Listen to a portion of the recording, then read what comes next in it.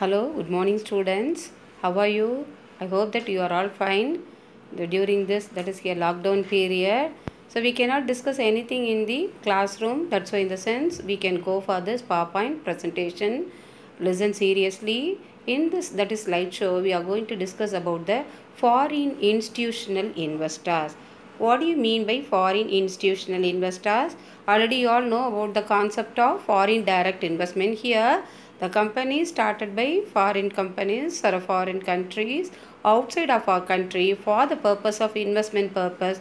This is called as what? Foreign institutional investors. Already we have discussed enough about the that is advantages of FDI in the earlier classes.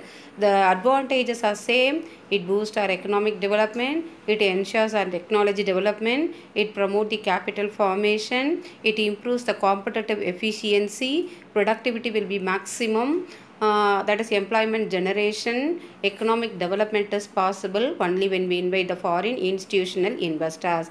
In this slide, we are going to discuss about the types of foreign institutional investors. So first one, foreign institutional investors are divided into two, direct and portfolio. Direct investment made by the foreign companies mean this is called as what? Direct form of foreign institutional investment.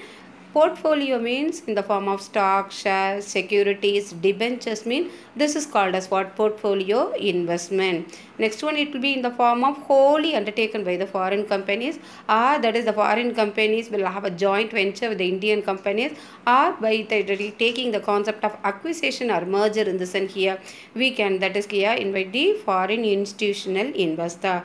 Next slide, in the sense we will discuss about the status of foreign institutional investors.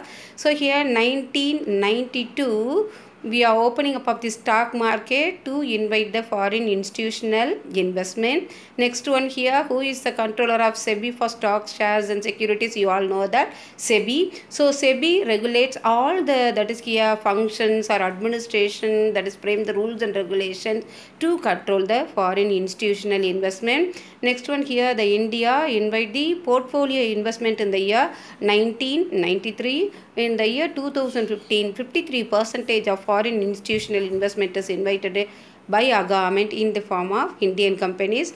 Next one here, administration fully controlled by the Reserve Bank of India. The last slide we shall discuss about the that is here once again the importance of foreign institutional investment. It offers demand potential. It offers that is a project potential. It earns most revenue to that is gain. These are the advantages we should invite the foreign institutional investment. So far we have discussed about the foreign institutional investment. Thank you for your patient listening. So in the future class, I will give the assignment on the topic. So here you must do your assignment in the sense we can finish our syllabus.